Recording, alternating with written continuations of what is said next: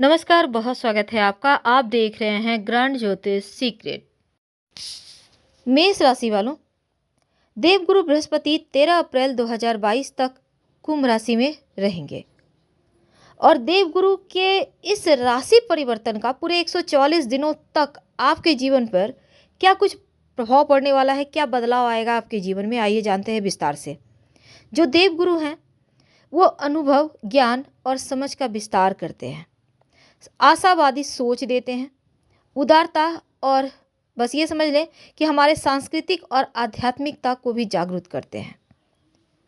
वैदिक ज्योतिष में बृहस्पति को गुरु का दर्जा प्राप्त है और देव गुरु जो हैं वो ज्ञान के, शिक्षा के, बड़े भाई के, संतान के, धार्मिक कार्य के, पवित्र स्थान के और पुण्य धन वृद्धि के कारक हैं। तो देवगुरु बृहस्पति जब 13 अप्रैल 2022 तक कुंभ में रहेंगे तो आपके जो बृहस्पति हैं वो नवम और 12वें भाव के स्वामी हैं और इस समय आपके 11वें भाव में गोचर कर रहे हैं। 11वां भाव लाभ का भाव है, इच्छा का भाव है, इनकम का भाव है। तो आपके लिए ये वक्त सर्वोत्तम होगा, बहुत अच्छा होगा, क्योंकि जो लोग वैवाहिक जीवन में हैं, विवाहित हैं, आप जीवन का आनंद लेंगे, एक सुखी जीवन व्यतीत करेंगे। इस समय बस आलस्य को छोड़ दें और एक्टिव रहना शुरू करें, क्योंकि ये समय इतना अच्छा है कि इसका फायदा आपको उठाना ही चाहिए। और मेष वालों, ये बहुत ही सकारात्मक साल होगा 2022, क्योंकि देव गुरु अकेला गुरु कुंडली के सारे दोषों को समाप्त कर सकता है। तो ऐसे में अकेला गुरु अच्छा फल दे रहा है तो यकीनन तमाम चीजें आपके पक्ष में आएगी। बस आपको थोड़ा कर्म करना है और इसमें आप संतुष्ट रहेंगे। जो व्यवसायी हैं, जॉब मिलने की, पदोन्नति होने के अवसर भी मिलेंगे। अगर नई परियोजना पर काम करने के नए तरीके आप प्राप्त करना चाहते हैं तो वो भी आपको मिलेगा और आपको ये समय बहुत ही रोमांचक बना देगा। अगर पर्सनल लाइफ की बात की जाए तो अगर आप अविवाहित हैं तो विवाह भी करवाएंगे देवगुरु, अपना मकान, भूमि, भवन, प्रॉपर्टी भी दिलवाएंगे और घर में नन्हा मेहमान यानी संतान प्राप्ति के योग भी इस समय बना रहे हैं। तो ये गोचर आपके लिए सोने पे सुहागा है। दूसरी तरफ आपके चूंकि गुरु 9वें 12वें भाव के स्वामी हैं और आपके लाभ इच्छा के भाव 11वें भाव में आ रहे हैं, तो इच्छाओं और उम्मीदों को पूरा करने में आप सक्षम हैं।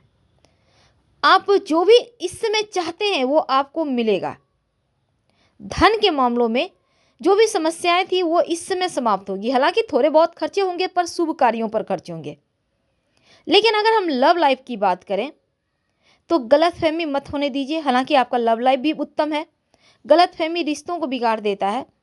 तो थोड़ा सा यहाँ पर अपने लव के ऊपर भी ध्यान दें, उनकी बातों को सुने, उनके साथ समय बिताने का प्रयास करें और जीवन साथी के साथ संबंध चूंकि यहाँ बहुत खूबसूरत है तो उसको और बेहतर बनाने के लिए प्रयास करते रहें।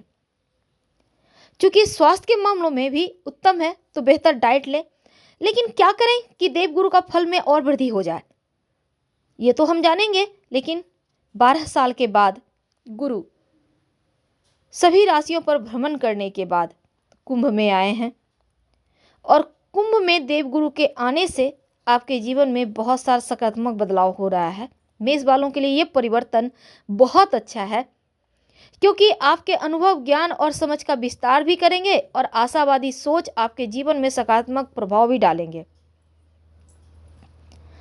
तो जो गुरु हैं वो ज्ञान, शिक्षा, बड़े भाई, संतान, धर्म कार्य, पवित्र स्थल, दान, पुण्य, धन वृद्धि के कारक हैं और आपके जीवन में ऐसा ही कुछ होगा, क्योंकि आपके लिए ये गोचर आलस्य को छोड़कर आप जो भी काम करना चाहेंगे वो आपको सफलता देगा। हाँ, आलस्य हावी रहेगा, आलस्य से बाहर निकलना आपकी दृढ़ इच्छा शक्ति होनी चाहिए। तो एक्टिव हो जाइए और अभी से ही आप जो चाहते हैं उसको प्राप्त करने का प्रयास तेज कर दीजिए। अगर व्यक्तिगत रूप से बात करें तो विवाह तो होगा, नया मकान, भूमि, भवन, नन्हे मेहमान का सुख सब मिलेगा। अब ये चूंकि शुभता प्रदान करने वाला वक्त है, 13 अप्रैल 2022 को वो मीन राशि में चले जाएंगे। तो 23 फरवरी 2022 को बृहस्पति अस्त होंगे। इस बीच 27 मार्च 2022 को वापस से उदय हो जाएंगे और 13 अप्रैल 2022 को अपने खुद की ही राशि मीन में गोचर करेंगे और इसके बाद पूरे वर्ष ये मीन में ही रहेंगे। देवगुरु 29 जुलाई 2022 को मीन राशि में वक्री हो जाएंगे और साल के आखिर यानी कि 24 नवंबर 2022 को दोबारा से मार्गी होंगे। तो देवगुरु आपको बिना किसी असफलता के सफलता दे रहे हैं। आप जो चाहेंगे वो पाएंगे। सकारात्मक सोच के साथ आगे बढ़ें, धन भी आएगा, ज्ञान भी बढ़ेगा और सभी के आने की उम्मीद है, क्योंकि यह गोचर आवर्ती आय के 11वें घर में हो रहा है। तो देवगुरु जो मेष वाले हैं उनके लिए सकारात्मक फल दे रहा है। आपकी कुंडली में कहीं भी बैठे हों लेकिन गोचर में अच्छा फल दे रहे हैं तो 70% मामलों में आपको अच्छा फल मिलेगा ही मिलेगा। तो अभी तक वो अपनी नीच राशि मकर में थे, लेकिन अब वो कुंभ में आए और कुंभ में आने के बाद ये बहुत ज़्यादा शुभता देंगे आपके जीवन में। उन्नति की राह खोल रहे हैं, आध्यात्मिक राह खोल रहे हैं, आपकी सोच को विस्तार देंगे, दार्शनिक बनाएंगे और जिंदगी में आप जो भी चीज पाना चाहते हैं वो आपको देंगे। देवगुरु परेशानियां जीवन की कम कर रहे हैं और शुभ कार्यों पर थोड़ा खर्चा बढ़ाएंगे, क्योंकि इस समय आप भी धर्म कार्य की तरफ मुड़ते हुए झुकते हुए दिख रहे हैं। आपकी रुचि बढ़ेगी धर्म कार्य की तरफ। आपका यहाँ पर स्वास्थ्य भी अच्छा है और वैवाहिक जीवन में सुख बढ़ेगा। विवाहित हैं तो यहाँ पर एक दूसरे का साथ भी मिलेगा और एक दूसरे के साथ कहीं घूमने भी आप जा सकते हैं, घर से बाहर निकल सकते हैं।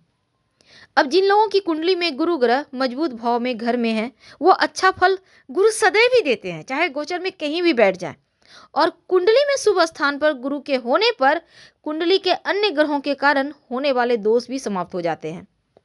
तो देवगुरु जीवन में उन्नति और सफलता तो दे रहे हैं। अब ऐसे में गुरु लाभ दिलाने वाले ग्रह आपके लिए बन रहे हैं और गुरु आपको मानसिक शांति बढ़ाएंगे, आपका उत्साह बढ़ाएंगे और आपका पेशेवर कौशल जो आपकी प्रतिभा है उसको भी प्रभावित यहाँ कर रहे हैं सकारात्मक तरीके से।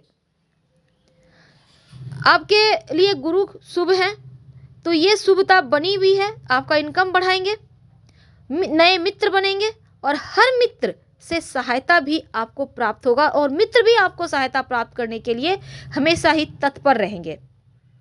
तो मेष राशि पर आपके लिए चूंकि ये प्रभाव बहुत खूबसूरत है तो समय का फायदा आपको उठाना है। तो हम आपसे विदा लेते हैं, लेकिन उसके पहले क्या उपाय करें कि सब कुछ अच्छा हो जाए। अब देवगुरु देने पर तो आए हैं, पर उपाय क्या करें।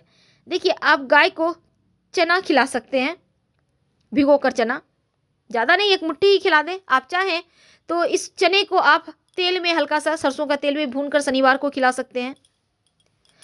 तो तेल में आपको सिर्फ तेल डालना है, मसाले वगैरह नहीं डालना है। दूसरी बात, आप अगर इस समय श्री रुद्रम का पाठ करें तो भी अच्छा होगा, या फिर आप ओम ब्रीं बृहस्पति नमः का जप कर सकते हैं। अगर उतना भी नहीं कर सकते तो हल्दी या केसर का तिलक माथे पर लगा लें रोज नहाने के बाद, तो अच्छा होगा। हम आपसे विदा लेंगे। हर हर महादेव। धन्यवाद।